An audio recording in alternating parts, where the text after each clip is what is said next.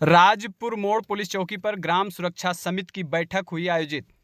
जी हां, सिरसिया थाना क्षेत्र के राजपुर पुलिस चौकी पर एसपी अरविंद कुमार मौर्य की अध्यक्षता में बुधवार को ग्राम सुरक्षा समिति की बैठक आयोजित हुई, जिसके मुख्य अतिथि आईजी पुलिस उपेंद्र कुमार अग्रवाल रहे। आईजी ने लोगों को सीमा सुरक्षा को लेकर जागरूक किया। उन्होंने कहा कि यदि पुलिस वर्दी में है तो आम जनता बिना वर्दी की पुलिस है। उन्होंने कहा कि सीमा क्षेत्र में संदिग्ध गतिविधियों की निगरानी पुलिस कर रही है, लेकिन आपको भी इस जिम्मेदारी का निर्वहन करना चाहिए। अपने आसपास नज़र रखें व संदिग्ध गतिविधि मिलने पर तत्काल इसकी सूचना पुलिस को दें, जिससे किसी भी प्रकार के अपराध को रोका जा सके। उन्होंने सीमावर्ती दुकानदारों को प्रेरित किया कि नेपाली सिम न बेचे, इस पर सख्ती की जाएगी। दोषी मिलने पर कार्रवाई भी होगी।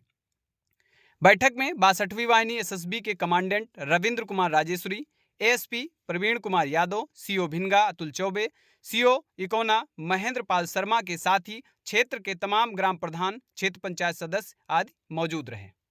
सबसे पहले मैं परम आदरणीय आईजी महोदय का, जो इतनी सर्द समय में चलकर हम लोगों के बीच हम लोगों को मार्गदर्शन देने के लिए, हम लोगों को आशीर्वाद देने के लिए आए हैं, उनका आभार प्रकट करता हूं और सर का बहुत बहुत स्वागत करता हूं इस ग्राम सुरक्षा समिति की बैठक में।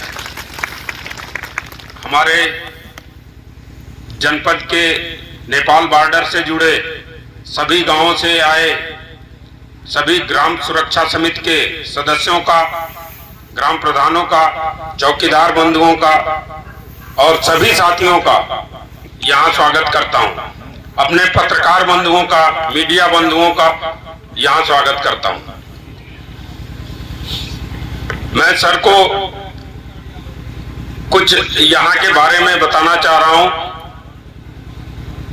सर, जनपद श्रावस्ती की सीमा नेपाल बॉर्डर से 62 किलोमीटर लगती है, जिसमें 16 आउटपोस्ट बीओपी एसएसबी के बनाए गए हैं, जिसमें से 12 भिनगा की 62वीं बटालियन के, एक बलरामपुर की बटालियन का और 3 नानपारा की बटालियन के हैं। सर, शासन की प्राथमिकताओं में जो बॉर्डर पर पेट्रोलिंग का है, हम लोगों द्वारा पेट्रोलिंग एसएसबी के साथ संयुक्त रूप से की जा रही है। उसमें और विभागों का भी समन्वय प्राप्त होता है और उनसे सहयोग प्राप्त होता है। जैसे हमारा मोस्टली आधे से ज्यादा एरिया बॉर्डर का जंगल से आच्छादित है और जंगल के उस पार पहाड़ हैं और दुर्गम एरिया में नेपाल के गांव बसे हुए। ग्राम सुरक्षा समिति, जैसा कि नाम से ही स्पष्ट है, ग्राम की सुरक्षा से संबंधित है। इसकी आवश्यकता जब से पुलिस है, हम लोग जब से देख रहे हैं, तब से इसकी आवश्यकता पहले भी महसूस की गई थी। और जो आप लोगों में पुराने साथी होंगे, जो पुराने सदस्य होंगे या गांव में आपके पुराने होंगे, वो सभी जानते हैं कि ग्राम सुरक्षा समितियां पहले अपराध का जो मोडस ऑपरेंडी था, अपराध का प्रकार था, वो अलग था और आज थोड़ा अलग है। तो उस समय ग्राम सुरक्षा समितियां बनाई जाती थी। पुलिस थाने, चौकियां दूर दूर हुआ करते थे, गांव तक पहुंचने के रास्ते नहीं होते थे, संचार के कोई साधन नहीं थे, कोई फोन नहीं थे। वहां से आदमी चल के आता था और थाने पर सूचना देता था। तो ग्राम सुरक्षा समितियां इस उद्देश्य से बनाई गई थी, या हमारे गांव चौकीदार जो बनाए गए थे इस उद्देश्य से बनाए गए थे। तो प्राथमिक दृष्टि से वहां पे ये देखेंगे सुरक्षा के लिए क्या क्या किया जा सकता है। अगर अपराध हो गया तो उसकी सूचना देंगे थाने को। इस तरह करके चीजें थी। और बहुत से एरिया में हम लोग पश्चिम के कई ऐसे जिलों में रहे हैं जहां पे रात्रि में ग्राम सुरक्षा समितियों की कई टीम बनाकर रात में पहरा लगता था। यहाँ भी हो सकता है लगता रहा होगा, यहाँ भी लगता रहा होगा। तो इस तरह की चीजें उसको आप याद करिए तो ग्राम सुरक्षा समिति की अहमियत समझ में आएगी। तो इसलिए ये ग्राम सुरक्षा समितियों का शासन के निर्देश पर और सर के मार्गदर्शन में ये जो रिवाइव करने का सिस्टम शुरू किया गया है, प्रयास किया गया है, इसमें आपकी जैसे यहाँ आप बड़ी संख्या में आए हैं, बढ़ चढ़ के भागीदारी है, ये बहुत ही सकारात्मक कदम है और निश्चित रूप से अपराध मुक्त करने में इससे सहायता मिलेगी। नेपाल बॉर्डर हमारा बॉर्डर पर होने की वजह से यहाँ एक तो हमारे अपने तरह के अपराध होते हैं, दूसरे जो क्रॉस बॉर्डर, जो मित्र राष्ट्र बगल में जो राष्ट्र है वहां की गतिविधियों से भी प्रभावित होते हैं। तो इसलिए ज्यादा ही सचेत रहने की जरूरत है। जैसे आप लोग याद करेंगे कुछ सालों पहले जब वहां पे माओवाद चल रहा था, तो उससे हमारे सारे गांव भी भयभीत और सशंकित रहते थे और कई जगह एकदम बॉर्डर पे उनके एरिया में घटनाएं हुई जिसका हम लोगों पर प्रत्यक्ष प्रभाव पड़ता था। तो इसलिए भी ये बहुत ही जरूरी है कि ग्राम सुरक्षा समितियां, ग्राम सुरक्षा समिति के सभी सदस्य एक्टिव रहें। इसमें सुरक्षा समिति में एक्स सर्विसमैन जो चाहे आर्मी से हो, चाहे पुलिस से हो, चाहे सरकारी किसी से सेवा से हो, उन सबको शामिल किया गया है। उन सबको शामिल करने के पीछे चूंकि वो सेवा में रहे हैं, सरकार के प्रति और समाज के प्रति एक उत्तरदायित्व का उन्होंने निर्वहन किया है, इसलिए उन सभी को और अभी भी समाज में जाके कुछ करने की, कुछ कर गुजरने की उनकी चाहत होती है, कुछ मादा होता है, इसलिए सभी को शामिल किया गया है और सभी उसमें अच्छा प्रयास कर रहे हैं, अच्छा सहयोग कर रहे हैं। देखिए, आप ही के जहां आप बैठे हुए हैं, इसी क्षेत्र से विगत दिनों में एक अफगानी नागरिक को गिरफ्तार किया गया था, जो आप सभी जानते होंगे, पेपर में पढ़े होंगे, कुछ लोग डायरेक्टली भी जानते होंगे, मीडिया से जानते होंगे। तो ग्राम सुरक्षा समिति का पहला कर्तव्य यही है कि आपके गांव में कोई अनजान व्यक्ति आता है, किसी के घर आता है, आपको उसकी गतिविधि संदिग्ध लगती है, आप उसकी सूचना दें। आज के समय में मोबाइल है, संचार के इतने साधन हैं, आप किसी तरह आप बता सकते हैं। इसके अलावा आपके गांव में कोई अवैध गतिविधि संचालित होती है, उसके बारे में आप बताइए। ये क्षेत्र जहां पे विभिन्न तरह के छोटे छोटे अपराध बहुत छोटे स्तर पे हुआ करते हैं, छोटे से बड़े स्तर पे पहुंच सकते हैं, तो उनको शुरू में ही रोका जा सकता है। इसलिए भी आपके सहयोग की आवश्यकता है। इसके अलावा आजकल अपराध का थोड़ा ट्रेंड बदल गया। सबसे बड़ी समस्या साइबर क्राइम की आ गई है। साइबर फ्रॉड बहुत होते हैं, लोगों के पास फोन आते हैं, अकाउंट नंबर मांगते हैं, बिजली के बिल के बहाने मैसेज आते हैं या किसी प्रकार मैसेज आ सकते हैं, उसको फिर वो आपसे ओटीपी मांगते हैं। जैसे पहले किसी का आया कि भाई आपका इतना पेमेंट होना है, तो आप 5 रुपया इस अकाउंट में जमा कर दीजिए या 50 रुपया जमा कर दीजिए। उन्होंने एक में किया, उसमें नहीं हुआ, फिर दूसरा नंबर दिया, उसमें बताया कि नहीं हुआ, तो इस तरह करके 1,47,000 एक आदमी का निकाल गया। तो ये वो आदमी कहां पे बैठा हुआ है, जैसे हम लोग ट्रैक करते हैं उसको, तो पता चला कि कोई वेस्ट बंगाल से है, कोई असम में है, कोई कर्नाटका में बैठा हुआ है, तो उसको करने में भी बहुत टाइम लगता है। तो उससे बचने के लिए सावधानी जरूरी है। तो आप उसके प्रति भी जागरूक करें कि अपनी पर्सनल चीजें, अपना अकाउंट नंबर, अपना आधार कार्ड नंबर और अपना किसी भी चीज का ओटीपी किसी से शेयर न करें। जो मेरे कार्यालय में गए हैं, जो लोग जाते हैं, मिलने भी गए होंगे, तो एक हमने डिजिटल डिस्प्ले लगवा रखा है जिस पर साइबर फ्रॉड से संबंधित सारी जानकारियां चलती रहती हैं कि क्या न करें। तो आप लोगों को इस पर ध्यान देने की जरूरत है और अपने गांव वासियों को, सभी को इसके प्रति जागरूक करने की जरूरत है, ताकि हमारे सभी लोग इससे, इस तरह के फ्रॉड से, इस तरह के क्राइम से बचे रहें। इसलिए मैंने थोड़ी चीजें आपको बताई हैं कि आपका महत्व क्या है, ग्राम सुरक्षा समिति का महत्व क्या है, आपको क्या करना है, क्या करना चाहिए। तो आप इस तरह करेंगे, हम लोग आपसे हमेशा संपर्क में रहेंगे। लेकिन कुछ चीजें मत करिएगा। कुछ लोग होते हैं, जैसे 4 लोगों के बीच बैठे हैं कि अभी मैं एसपी साहब को फोन मिलाता हूं, ऐसा मत करिएगा। कोई भी सूचना है गोपनीय रूप से बताइए, उस पर आपका नाम और नंबर आए बिना कार्रवाई होती है, लेकिन गोपनीय रूप से बताइए। सार्वजनिक रूप से कुछ लोग दिखाने का प्रयास करते हैं कि हमारे उनसे संबंध है, तो ऐसे उससे आपका एक तो जिसके बारे में आप बताएंगे उस तक बात पहुंचेगी कि आपने बताया है। यह हमारी तरफ से नहीं होगा, लेकिन आप इतनी सावधानी बरतें। हमारे ये जो 42 ग्राम सुरक्षा समितियां सिरसिया की हैं और 36 ग्राम सुरक्षा समितियां मल्लीपुर की हैं, जो बॉर्डर के 10 किलोमीटर के एरिया में है, जो नेपाल बॉर्डर से 10 किलोमीटर के एरिया में। उन सभी को यहां आमंत्रित किया गया था और मैंने अपनी कुछ बातें रखी। अब सर का मैं पुनः स्वागत करते हुए अपनी बात समाप्त करता हूं।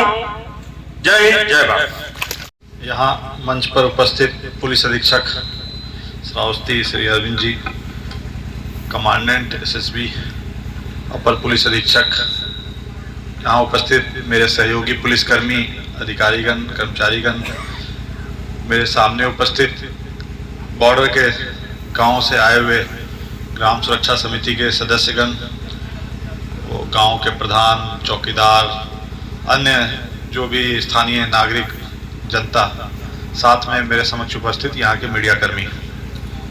सबसे पहले तो मैं पुलिस अधीक्षक और उनकी टीम को धन्यवाद देता हूं कि उन्होंने ये कार्यक्रम मेरी तरफ से ही बड़ा शॉर्ट नोटिस था। हार्डली 2 दिन पहले मैंने इनको बताया था कि इस तरह का कार्यक्रम करना है, तो इन्होंने तत्काल ही इसका आयोजन जिस तरह से हम लोग चाहते थे उसी के अनुरूप इन्होंने किया, तो ये और इनकी टीम बधाई के पात्र हैं।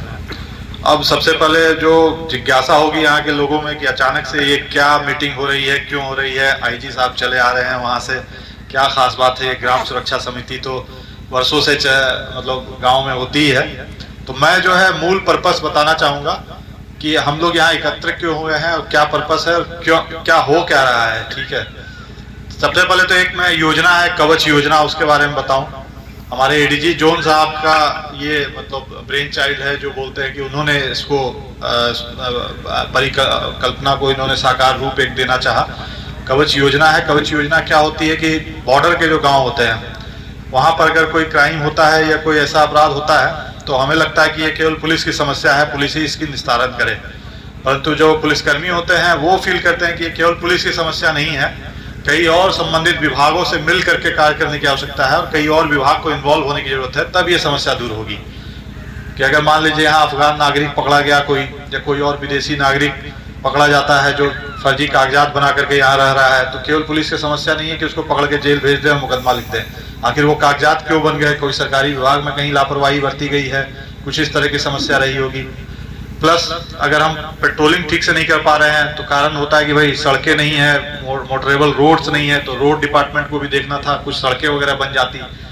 यहाँ अगर फोन काम नहीं करते हैं तो हम बात कैसे करेंगे, सूचनाएं का आदान प्रदान कैसे होगा, तो टेलीफोन डिपार्टमेंट है वो टावर नहीं लगा पा रहा है इस कारण से। तो ये फिर हम लोग को समझ में आता है कि बॉर्डर की जो समस्याएं हैं केवल एक पुलिस विभाग की ही नहीं है, कई और विभागों को मिल करके अगर हम कोऑर्डिनेटेड एफर्ट साथ मिल करके करेंगे तो शायद निस्तारण जल्दी हो और अच्छे से होगा। तो ये जो कवच योजना है, ये इस तरह की योजना एक प्लानिंग की गई है और ये सरकार के सामने इसका प्रेजेंटेशन वगैरह दिया गया है, तो इसी को हम लोग इम्प्लीमेंट करने का प्रयास कर रहे हैं और इसी के लिए ये इनिशिएटिव लिया जा रहा है कि हम लोग प्रयास करें सभी विभागों को इन्वॉल्व करके बॉर्डर के गाँव में जो समस्याएं हैं उनको हम लोग दूर करने के लिए एक कोऑर्डिनेटेड एफर्ट ले कि हर विभाग अपना अपना योगदान दे। तो उसी में है हम लोगों का जो पुलिस विभाग की जो योगदान है वो ये है कि भाई हम विलेज डिफेंस कमेटी जो ग्राम सुरक्षा समिति इसका गठन करें, इनको जो है इनकी जिम्मेदारियों का एहसास कराएं, सेंसिटाइज कराएं, बॉर्डर के प्रॉब्लम्स क्या है, समस्याएं क्या हैं। तो अब जो बात आती है कि जो सुरक्षा समिति है इसे क्या करना है नहीं करना है, जो आप लोग आए हैं मैं कुछ वो बातें बताना चाहूँगा जिससे कि ये संदेश जो है मेरा गाँव तक पहुँचे। जो पुलिस अधीक्षक इन्होंने बताया कि ग्राम सुरक्षा समिति नाम से जो है कि ग्राम सुरक्षा समिति गांव की सुरक्षा के लिए बनी है। हमारा जो ये गांव जो है ये बॉर्डर के गांव है और बगल में नेपाल राष्ट्र है, जिससे हमारी मित्रता वर्षों पुरानी है, कई संधियां हो रखी हैं।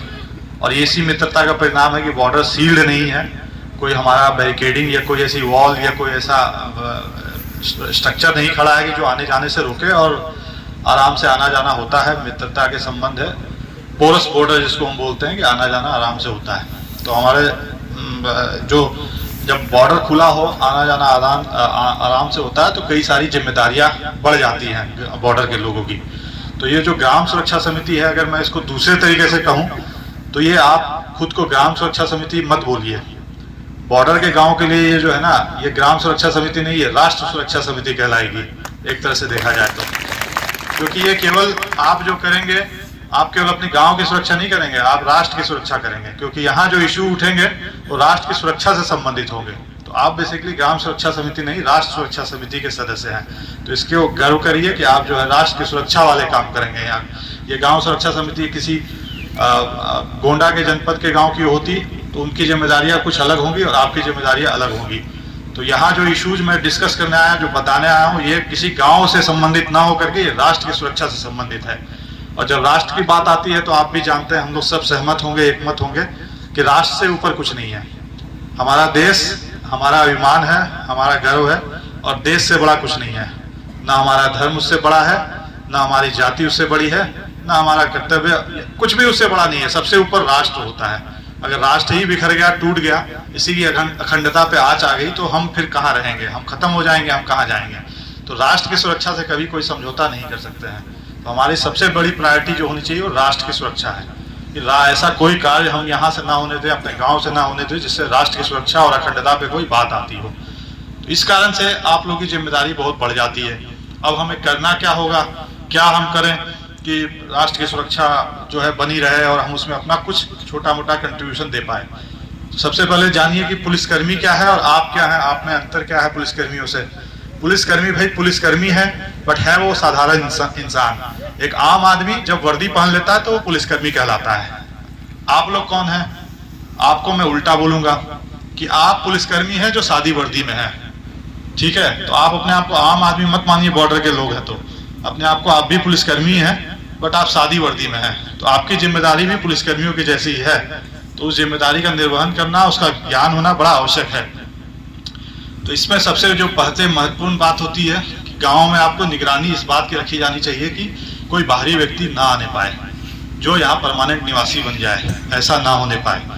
आते हैं रिश्तेदार, आते हैं चले जाते हैं, उससे हमें परेशानी नहीं है। लेकिन यदि कोई व्यक्ति आ रहा है जिसके पास वैलिड नागरिकता नहीं है, किसी और जगह से आ रहा है और यहाँ आकर के कुछ कागजात बनवा ले रहा है और रहने का यहाँ का परमानेंट बासिंदा बन रहा है, तो आपकी जिम्मेदारी है कि ये सब की सूचनाएं आप तत्काल लोकल थाने को दें, अधिकारियों को दें। थाना अगर कोई कारण से इग्नोर कर रहा है, बीट सिपाही होंगे आपके यहाँ, वो बीट के सिपाही, हल्का इंचार्ज, चौकी इंचार्ज, ये सब होते हैं, इनको दे ये सूचना। और अगर वहाँ से कोई कार्रवाई नहीं होती तो आप हम लोग को बताएं, हम लोग का भी COG नंबर सबके पास उपलब्ध होता है, तो आप बताइए। तो पहला पर्पस ये है कि जो ऐसा कोई व्यक्ति अवांछनीय तत्व ना आ जाए जिसे यहाँ आने की जरूरत नहीं थी, जो यहाँ का निवासी नहीं है और यहाँ परमानेंट बासिंदा बनने के लिए चला आया हो, इस पर नज़र रखने की जरूरत है। तो अब इसी से संबंधित है, ग्राम प्रधान की जिम्मेदारी बढ़ जाती है। प्रधान जी को पता होना चाहिए गाँव में कितने परिवार हैं, कौन कौन उसके सदस्य हैं। बाहर से जो आएगा सबसे पहले कुछ ना कुछ फर्जी कागजात तैयार कराना चाहेगा, यहाँ का अपना लोकल सिटीजन दिखने के लिए, यहाँ के नागरिक दिखने के लिए। उन कागजातों की जिम्मेदारी बनाने में कहीं ना कहीं जो है सरकारी विभाग, ग्राम प्रधान, ये सब सभी लोगों की जिम्मेदारी होती है कि ऐसा कोई हम कागज बना करके ना दे दें जिससे कल को वो किसी तरह का आधार कार्ड बनवा ले, किसी तरह का कोई और वोटर कार्ड बनवा ले, जो कि यहाँ वो नहीं है यहाँ का, परंतु बनवा रखा है। तो इस तरह की चीज़ों को ध्यान देने की जरूरत है। और आप लोग की जानकारी में अगर है कि मान लीजिए पहले से ही है, कोई ऐसे लोग हैं जो बनवा रखे हैं, उसकी सूचना दीजिए, जांच करवाई जाएगी, सारे रिकॉर्ड्स खंगाले जाएंगे और ट्रेस किया जाएगा कि वो कब से है, कहाँ से उसके कार्ड्स बने हैं, आधार कार्ड बने हैं, इस तरह की चीज़ें देखी जाएंगी। तो उसमें अगर कुछ गड़बड़ी पाती है तो बिल्कुल उनके खिलाफ सख्त कार्रवाई होगी।